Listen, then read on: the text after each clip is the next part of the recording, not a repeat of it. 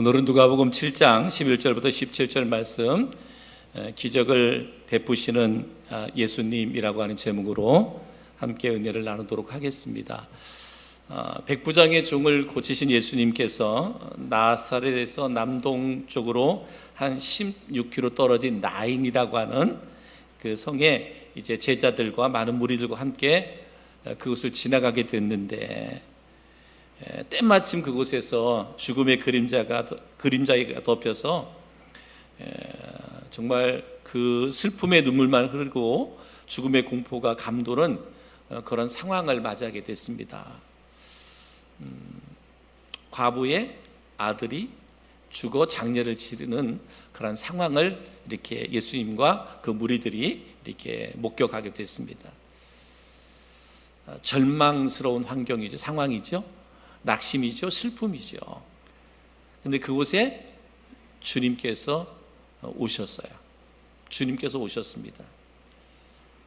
그 주님으로 인해서 죽음의 공포는 희망으로, 슬픔의 눈물은 기쁨의 눈물로 이렇게 변화된 그런 모습을 볼 수가 있습니다. 그렇습니다. 우리가 이 땅에 그리스도인으로 살아가지만 여전히 우리에게는 힘들고 어려운 일들이 많잖아요. 그러나 내 안에 언제나 주님이 주인으로 내 안에 좌장하셔서 나를 주관하신다면 죽음의 공포는 희망으로, 슬픔의 눈물은 기쁨의 눈물로 이렇게 변화되는 그런 은혜가, 그런 역사가 있게 됨을 믿습니다. 여러분, 우리가 살아가는 이 세상은 정말 죄로 가득한 세상이죠. 이 세상, 죄로 가득한 이 세상은 우리에게 뭘 가져다 주느냐? 절망을 가져다 준다 그랬어요. 절망. 죄는 우리에게 절망을 가져다 준다. 아담과 하와가 타락함으로 죄가 세상에 들어왔고 죄로 말미암아 사망이 오게 됐습니다. 그래서 로마서 5장 12절에 보면 그러므로 한 사람으로 말미암아 죄가 세상에 들어오고 죄로 말미암아 사망이 들어왔나니 이와 같이 모든 사람이 죄를 지었으므로 사망이 모든 사람에게 이르렀느니라 라고 말합니다. 오늘 젊은 청년의 죽음과 아들을 잃은 어머니의 비통함, 이 모든 것이 어디서 왔느냐? 죄로 인한 절망과 죄로 인한 좌절 가운데서 왔다라고 하는 거죠. 죄.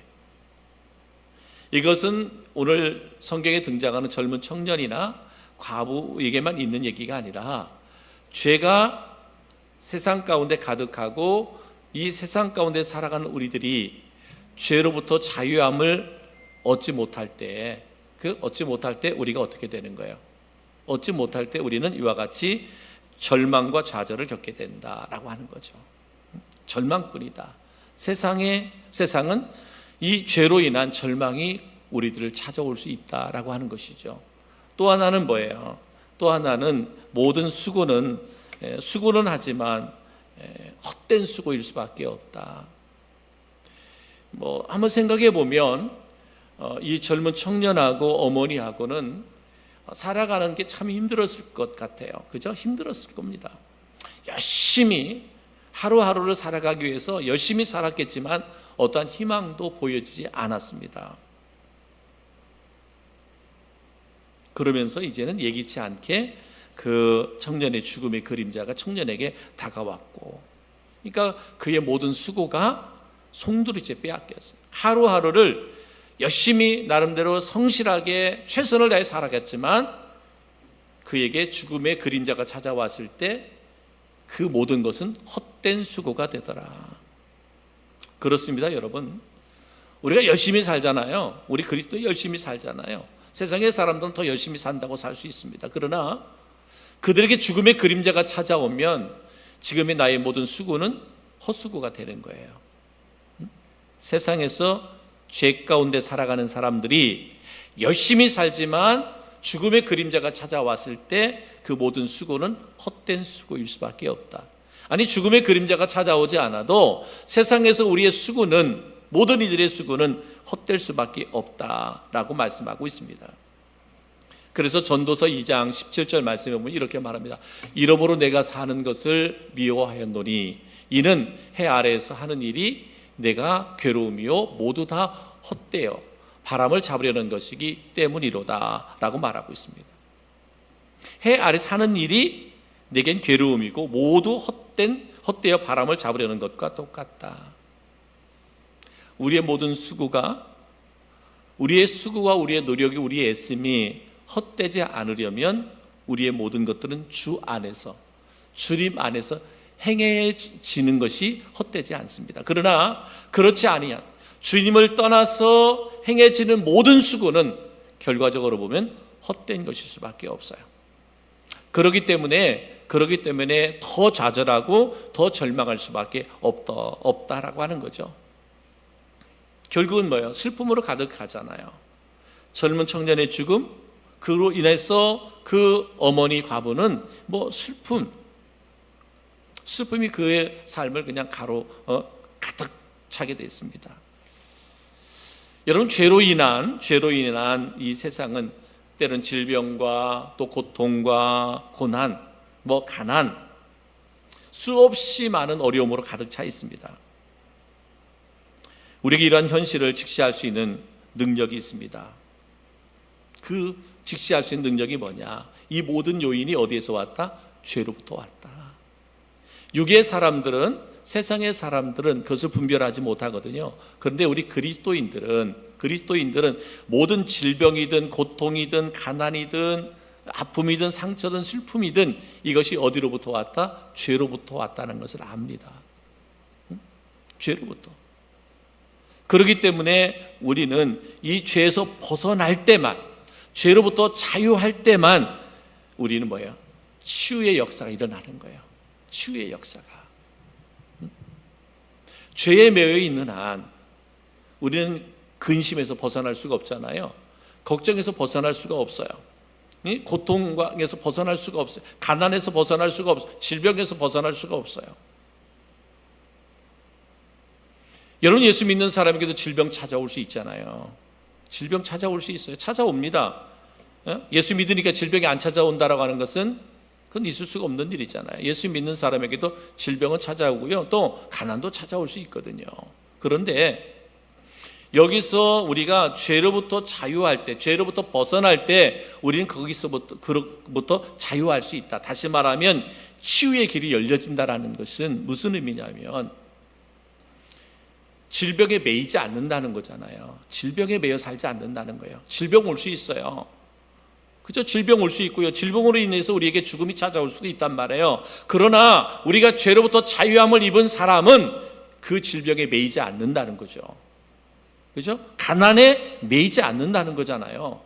그래서 이겨낼 수 있는 거죠. 이겨낼 수 있고요. 그리고 그 질병 가운데서, 가난 가운데서도 하나님의 역사가 임할 때, 하나님은 우리 질병 가운데 있을 때 늘 우리 기도하지만 하나님 우리에게 절대적인 믿음을 요구하고 있고 그 절대적인 믿음을 통해서 하나님이 치유의 광선을 발하시기도 한단 말이에요. 질병에서 치유될 수도 있다라는 거죠. 자유할 수도 있다라는 거예요. 이게 그리스도인이잖아요. 그래서 우리가 치유될 수 있는 길이 있어요.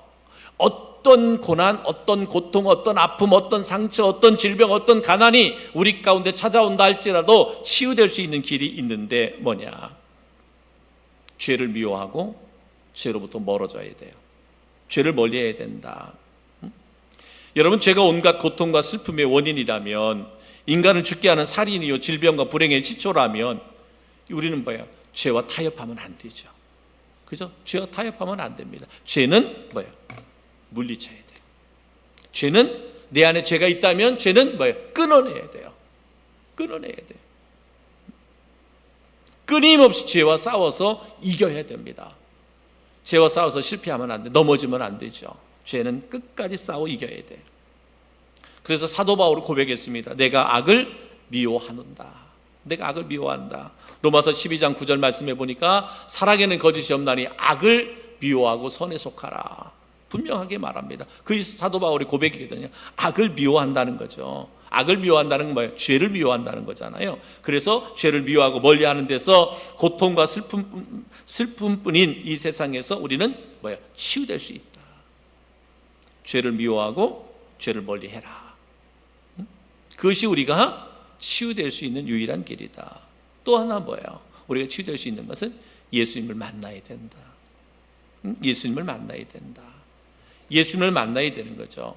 오늘 나인성 과부의 인생에서 가장 기쁘고 참된 의미의 삶을 맛볼 수 있었던 사건은 뭐예요? 그가 예수님을 만났다는 거예요. 예수님을 만났다는 거예요. 예수님을 핍박하던 사울이 예수님을 만났을 때 그가 변화돼서 하나님 앞에 신실한 일꾼으로 쓰임받았어요. 인생의 진정한 삶의 가치를 알게 됐습니다.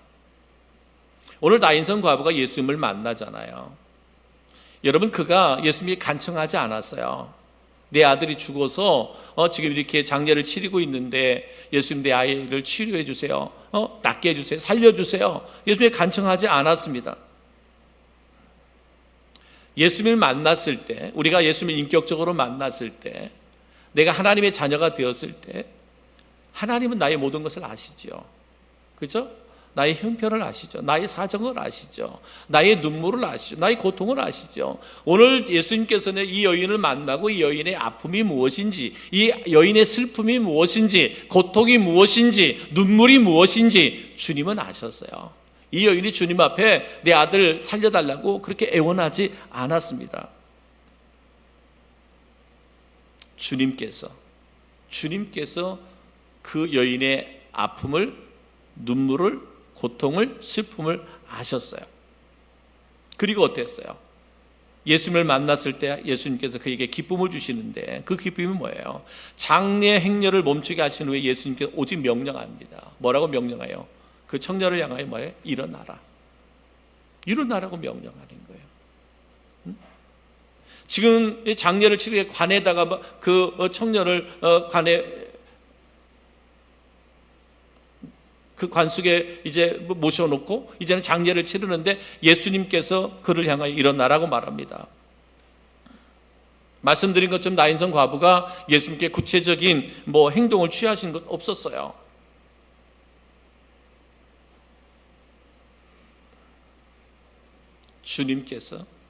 주님께서 그를 위해서 구체적인 사역이, 주님의 사역이 뒤따르는 거예요.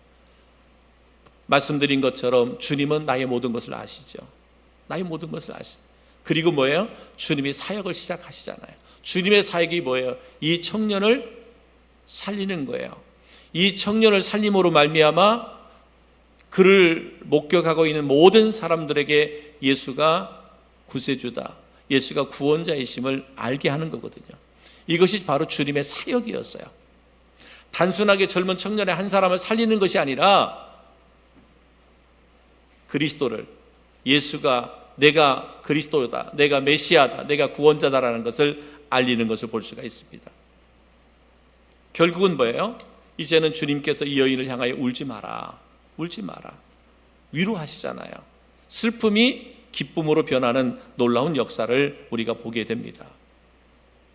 여러분, 예수님을 만나고 죄에서 멀어짐과 동시에 치유가 일어나고 그 다음에 기쁨을 얻게 되는 역사적 사건이 오늘 누가복음 7장 11절부터 17절 말씀 속에서 나타나는 거예요.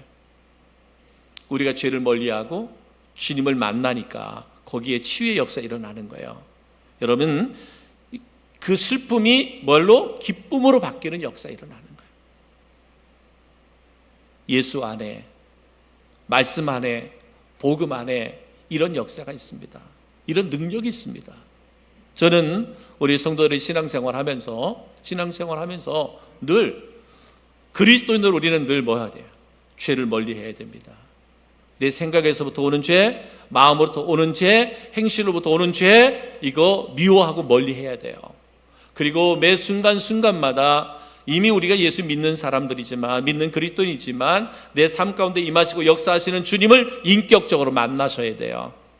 주님을 만날 때 거기에 치유의 역사가 일어나는 거예요. 문제 해결의 역사가 일어나는 거예요. 슬픔이 기쁨으로 변하는 역사가 나타나는 거예요. 그렇지 않아요.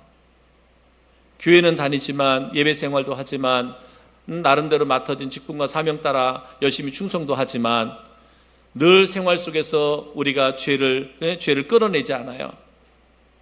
죄와 단절된 삶을 살지 않아요. 삶의 변화가 일어나지 않습니다. 그리스도 안에 있는 참된 기쁨과 평화를 우리가 맛볼 수 없습니다. 그러다 보니까 뭐예요? 그러다 보니까 별일 없을 때는 그냥 교회 다닙니다. 근데 일이 생기면 교회로부터 멀어지죠. 주님보다 더 좋은 일들이 세상에 있잖아요. 그러면 세상 쫓아가잖아요. 그죠? 주님보다, 예배보다, 섬김과 헌신보다 더 좋은 것이 세상에 있으면 어떻게 되죠? 쫓아갑니다. 왜? 주님 안에서의 참된 기쁨을 모르잖아요. 슬픔이 변화의 기쁨이 되는 그 놀라운 역사를 경험하지 못하니까 세상의 쾌락과 향락을 쫓아가는 거예요. 세상의 유익함을 쫓아가는 거예요. 세상의 욕망을 쫓아가는 거예요. 다시 말씀드립니다. 여러분, 죄를 멀리 하셔야 돼요.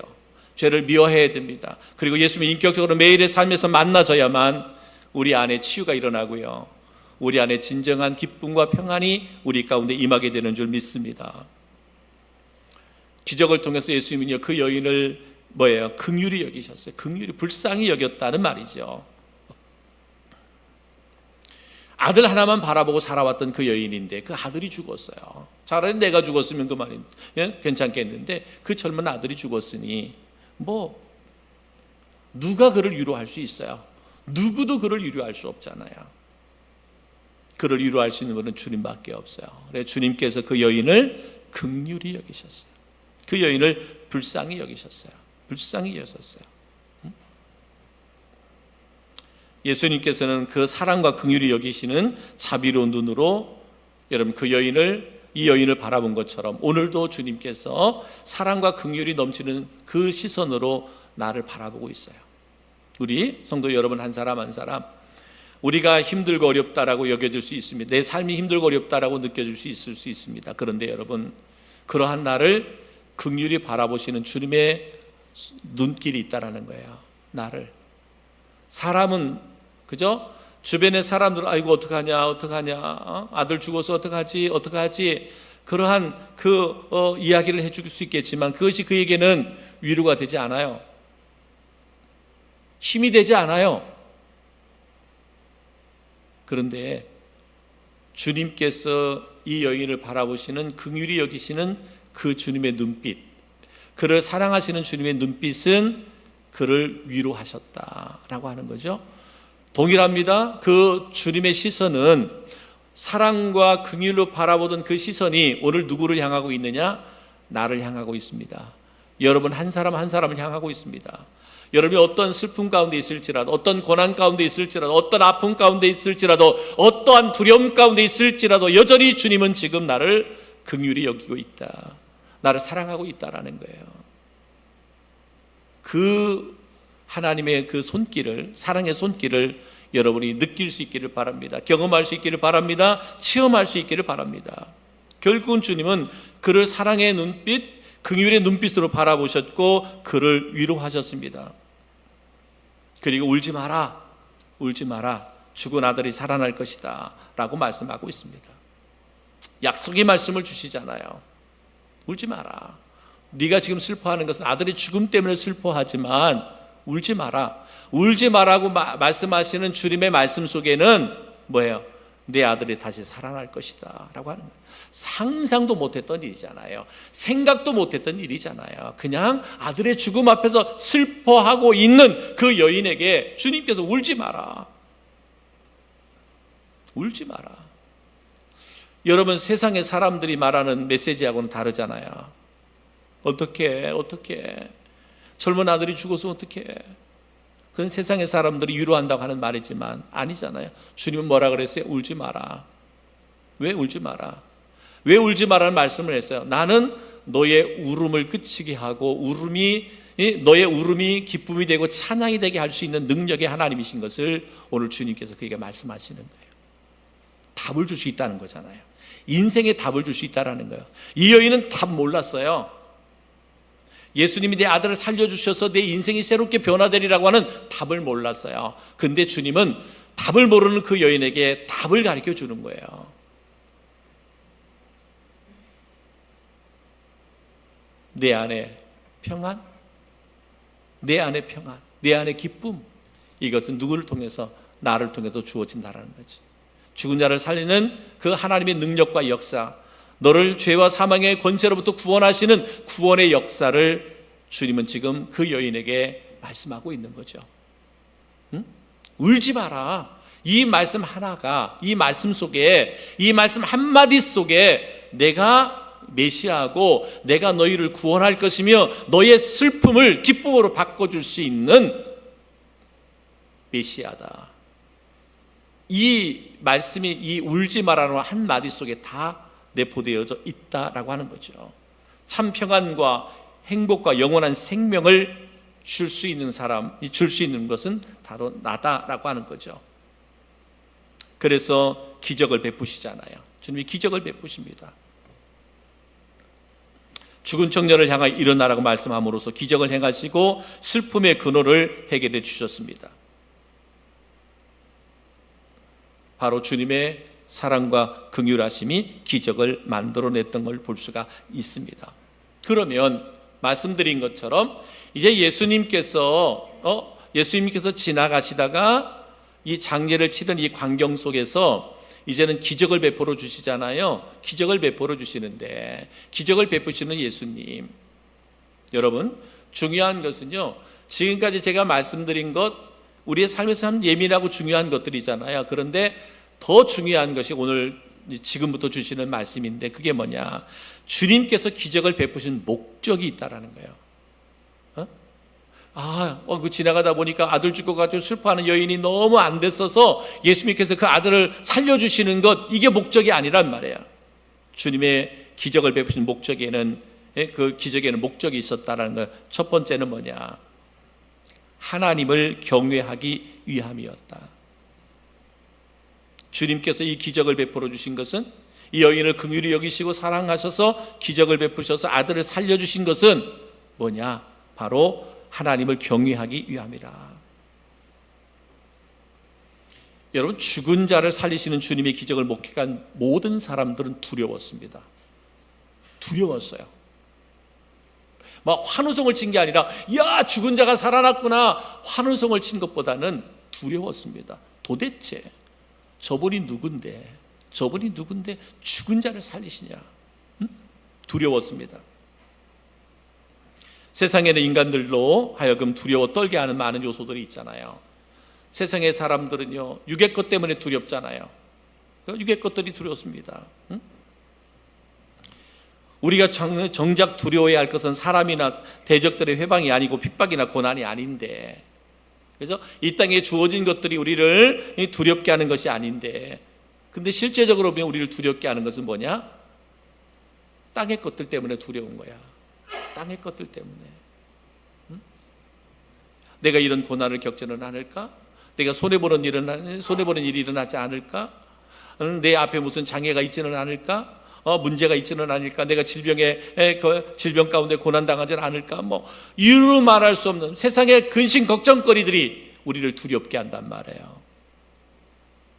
그런데 여러분, 오늘 우리가 정작 두려워할 것은 뭐예요? 정작 두려워할 것은 오직 하나님의 크신 위엄과 거룩하심이라.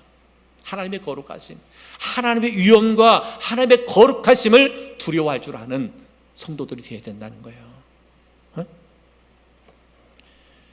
여러분, 출애굽기 20장 18절로 19절 말씀에 보면 이 말씀이 있습니다. 무 백성이 우레와 나팔 소리와 산의 연기를 본지라 그들이 볼 때에 떨며 멀리 서서 모세에게 이르되 당신이 우리에게 말씀하소서 우리가 들으리이다. 하나님이 우리에게 말씀하시지 말게 하소서 우리가 죽을까 하나이다.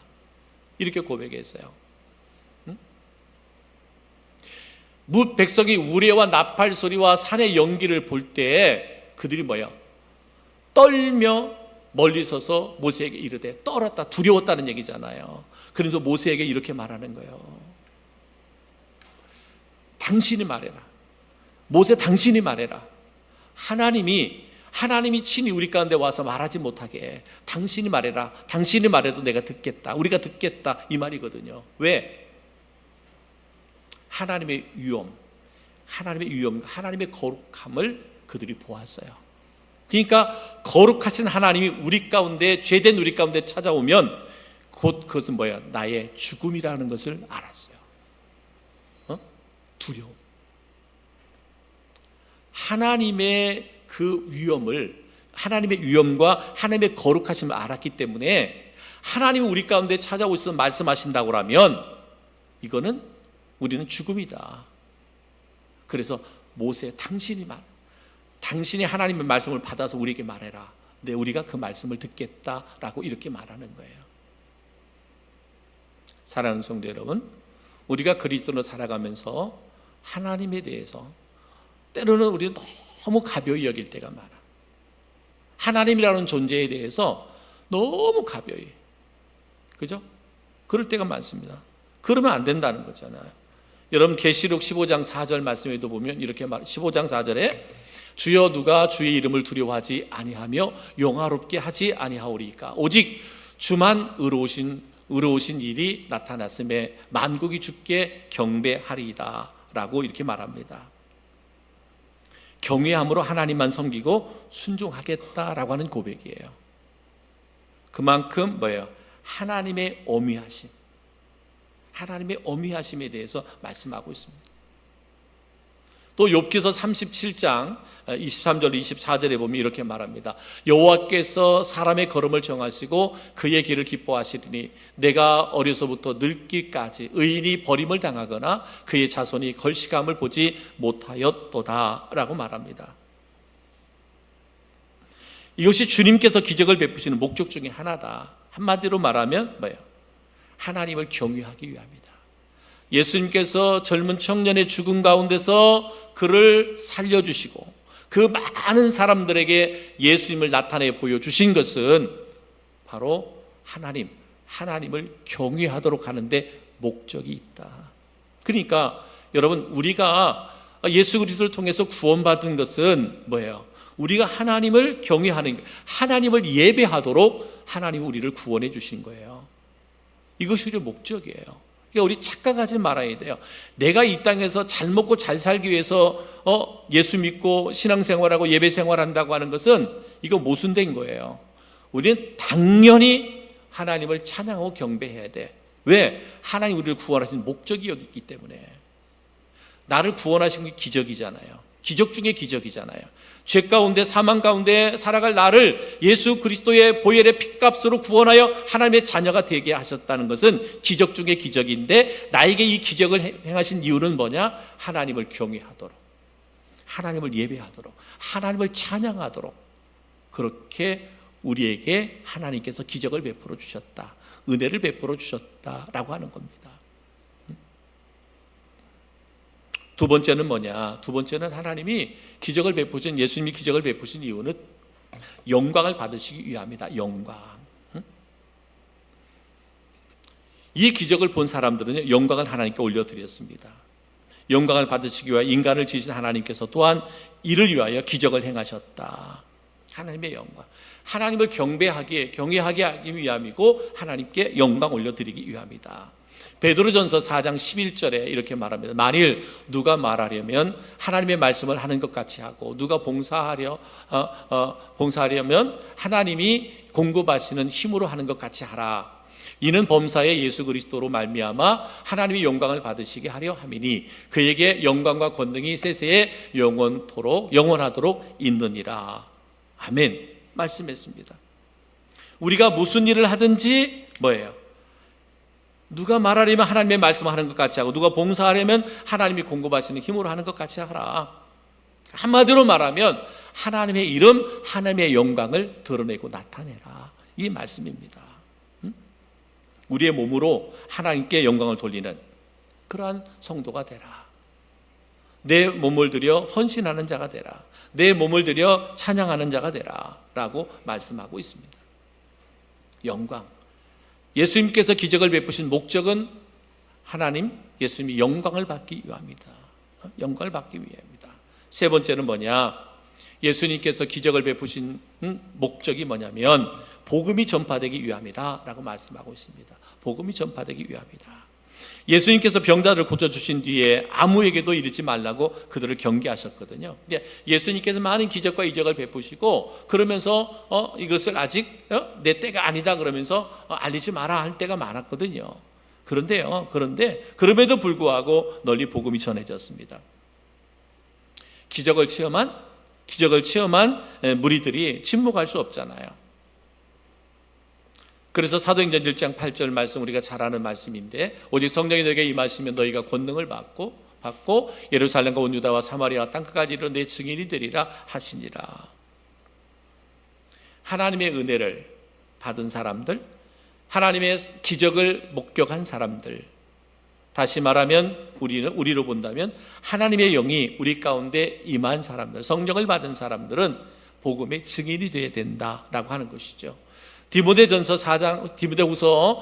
4장 2절에도 이렇게 말합니다. 너희는 말씀을 전파하라. 때를 얻든지 못 얻든지 항상 힘쓰라. 범사에 참음으로 가르침으로 경책하며 경계하며 권하라 라고 말씀하고 있습니다. 전파하라, 힘쓰라, 권하라, 이 말씀이 뭐예요? 증거하라는 거거든요. 전하라는 거죠. 예수 복음을 전하라라고 하는 것입니다. 그죠? 기적을 베푼 목적이 뭐냐? 하나님을 경외하라. 하나님을 경외하라. 여러분, 하나님의 이름은 만홀히 여김을 받을 뿐이 아니잖아요. 그죠? 하나님의 그 어미하심, 하나님의 거룩하심을 항상 우리가 뭐예요? 늘 삶에서 느끼면서 살아야 돼요.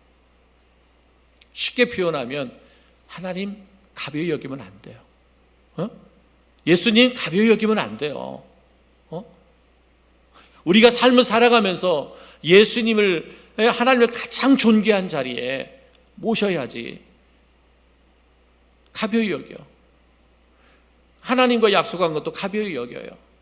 그건 아니잖아요. 그러면 안 된다. 그래서 하나님을 경외하도록, 영광을 하나님께 올려드릴 수 있도록, 그리고 복음을 전파하기 위해서 하나님이 기적을 베풀었다라고 말씀하고 있습니다. 여러분, 세상은요, 세상은 우리에게 절망을 가져다 줍니다. 우리의 모든 수고를 헛되게 만들죠. 슬픔을 가져다 줍니다. 우리는 거기에서 우리가 치유될 수 있는 길이 있는데 그것은 뭐라 그랬어요? 죄를 멀리해라. 죄를 멀리해라. 그리고 예수님을 만나라. 그죠? 예수님을 만나라. 그러면 거기에 치유와 회복의 역사가 일어난다 라고 하는 거죠. 그것이 곧 뭐예요? 하나님을 경외하고 하나님께 영광을 올려드리고 복음을 전하게 하는데 목적이 있다라고 말합니다. 사랑하는 성도 여러분, 저는 여러분들이 예수님을 인격적으로 경험하기를 주의 이름으로 축복합니다. 주님을 만나야 여러분의 문제가 해결될 수 있어요. 여러분을 걱정하게 하고 염려하게 하고 두렵게 하고 힘들게 하는 모든 일들이 해결될 수 있습니다. 질병의 문제 해결될 수 있습니다. 자녀들의 문제 해결될 수 있습니다. 인생의 막힘의 문제 주님 만나면 해결될 수 있어요. 믿음으로 취하십시오. 이 말씀을 믿음으로 취하시고 믿음으로 나아가십시오. 주님께서 일하시면 되죠. 주님이 역사하시면 되죠. 그죠? 주님은 죽은 자를 살리시는 기적도 베푸시는 분이기 때문에. 그러나 궁극적인 목적은 어디에 있다고 그랬어요? 하나님을 경외하고 하나님께 영광 올려드리고 복음을 전하는 목적이 있다. 이것을 잊지 않고 살아갈 수 있는 우리 모두가 될 수 있기를 주님의 이름으로 축복합니다.